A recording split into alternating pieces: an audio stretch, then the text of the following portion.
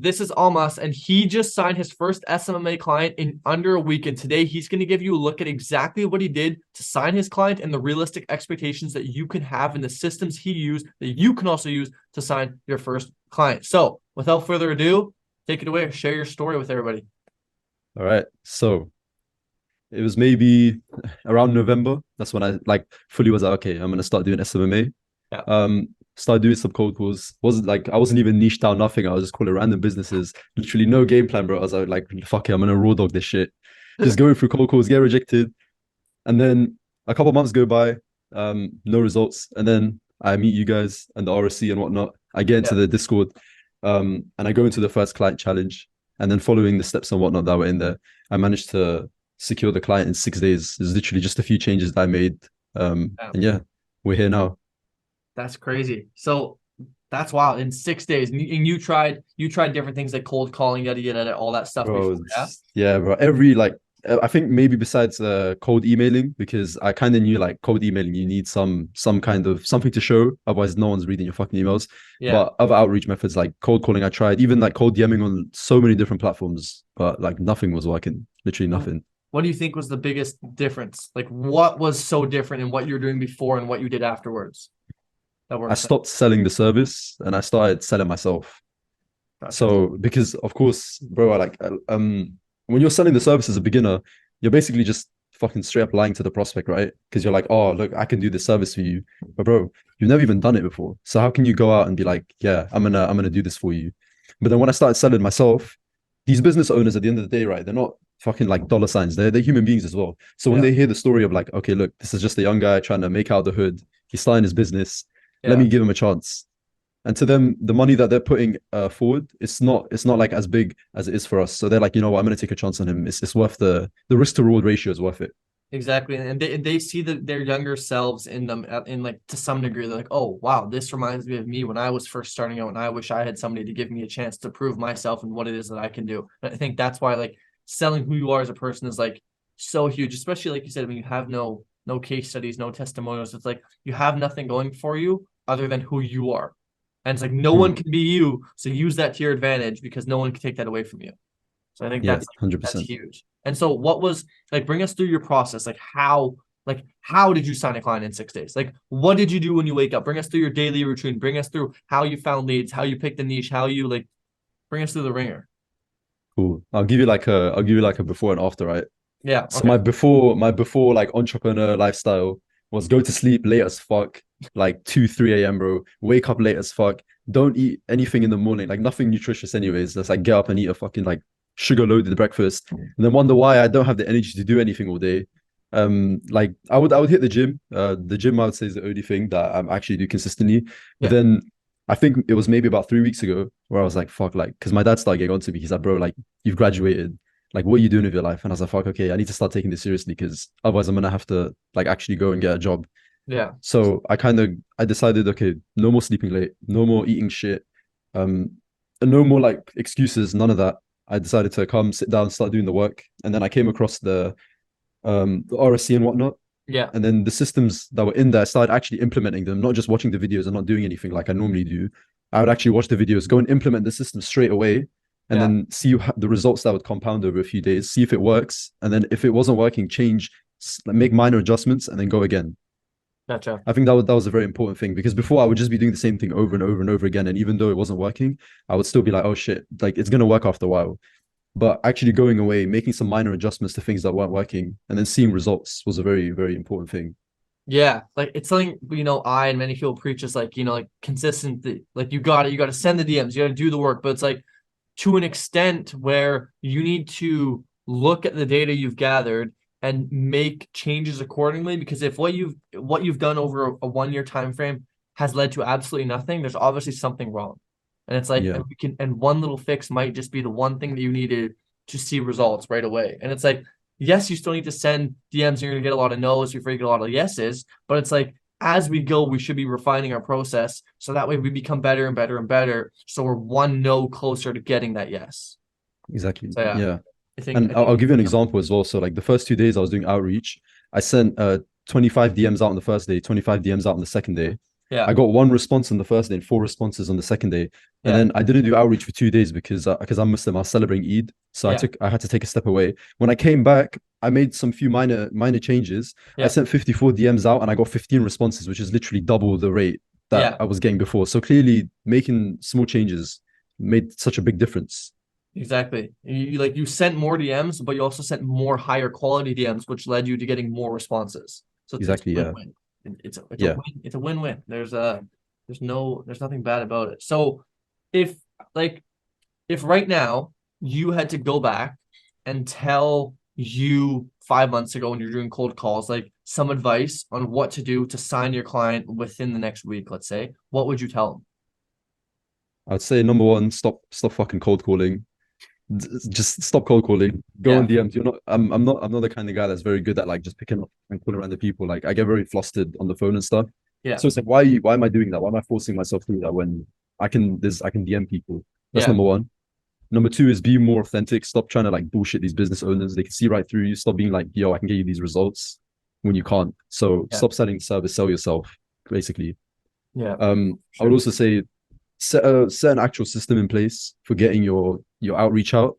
Don't just go in and raw dog everything. Have a clear like system so you know like okay, I'm gonna do this first. Then when either if I get a positive response, I'm gonna do this. If I get a negative response, I'm gonna do this. Like actually know what you're doing. Yeah. You know what I mean? Have some Other than that, guidance. what else? Yeah, other than that, what else did I say? Probably join RSC. That's you telling yourself. No, that's fire. That's sweet. And when you say have like a system in place for how you send messages, what do you mean? Like what does the system look like? Like someone's probably watching this going, what do you mean system? Like what do you mean? What do you show? Like give us an example of a system. So, for example, for me personally, so what I do is I send them an initial message, and then when they reply to that message, then I'll send them a second message. So my initial message is literally just like, "Hi, do you offer this? Do you offer that?" It's just to kind of hook them, Yeah. and then obviously they're not gonna tell me to fuck off that because they think I'm a customer, right? Yeah. And they're gonna reply. So then I'm out of the requests. I'm in their primary DMs. Then I'll send them my pitch. My pitch normally will just consist of, look, yo, look, like this is me. This is what I'm trying to do, and I'm just trying to give you some value. I don't want any money or anything from you now. I just want to prove to you that I can do the results. Yeah. And then based off that, I'm going to either get a positive or a negative response, right? So if I get a positive response, then I should have a set of things that I should do. So for example, for me, it would be call the prospect straight away.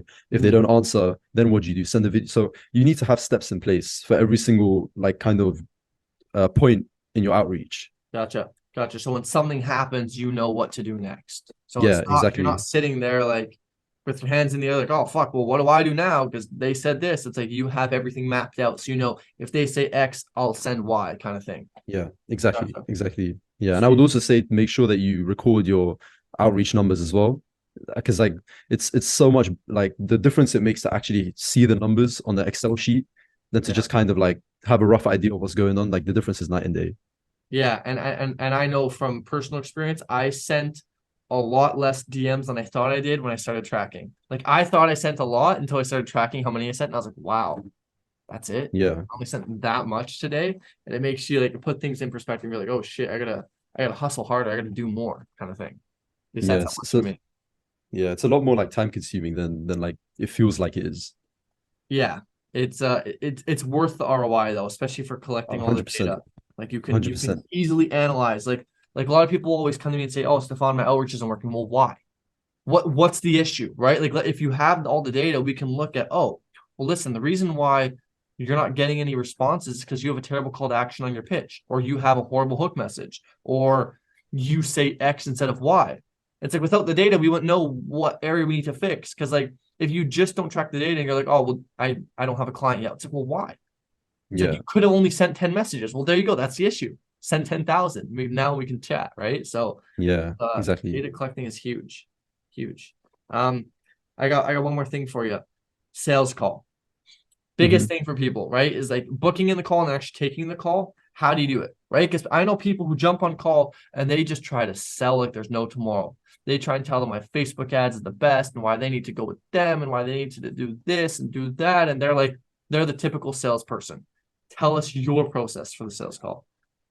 Bro, in my sales school, number one, I didn't even have a logo for the name of my fucking agency anywhere.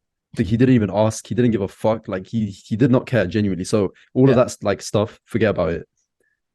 Secondly, when he joins, I'm not just straight like, okay, cool, presentation up, blah, blah, blah, scroll through, go, go, go. Like like when he joined, I actually tried to build some rapport with him. So he's a gym owner, right? So I asked him like to show like to can't speak.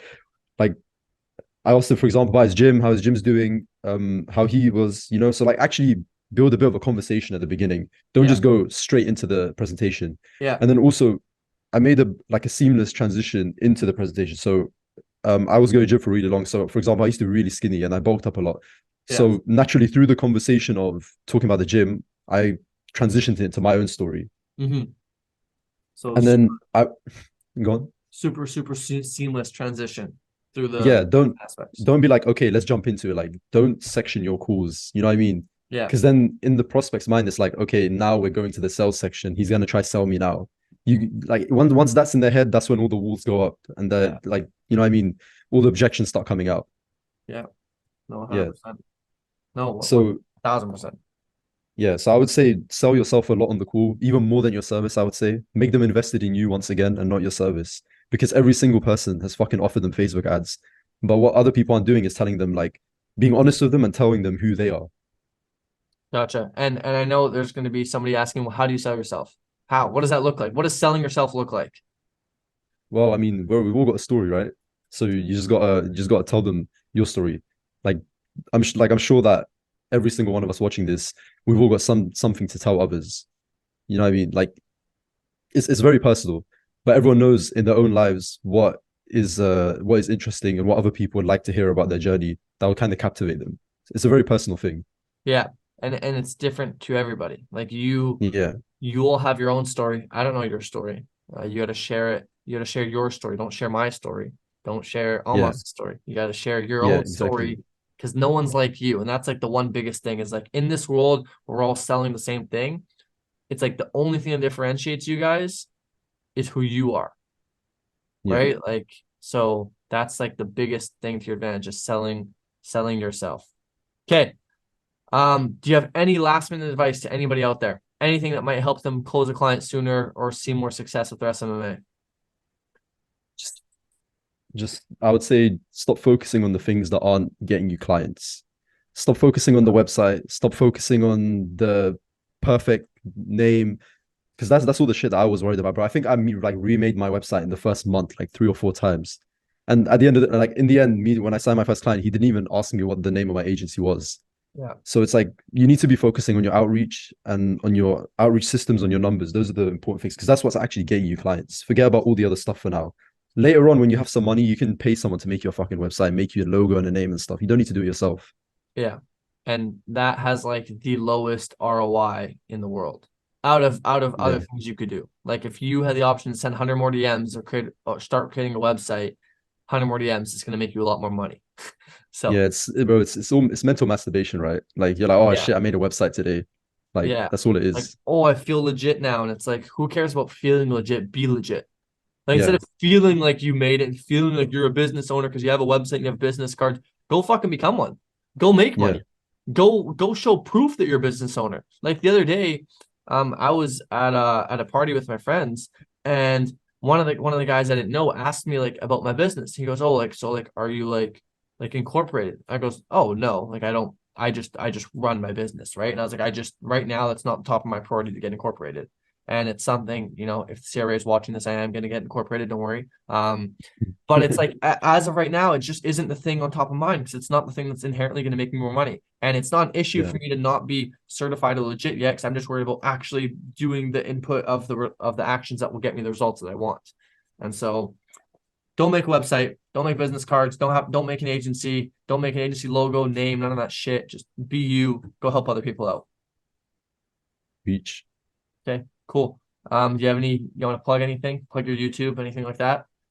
Yeah, I got a YouTube channel as well, documenting my journey to riches. So yeah, I'll send the link to Stefan and you can put it in the description. So In feel the free. description. Follow him along. He posts videos of him cold calling and stuff and all this stuff. So you can see what it's like for somebody who's like, who just signed their first client, who's gonna keep scaling beyond that and what they kind of do. So with that being said, thank you all for watching. Go sub to Almas down below. Go watch his videos. They're banger. And I'll catch you guys in the next one. Peace.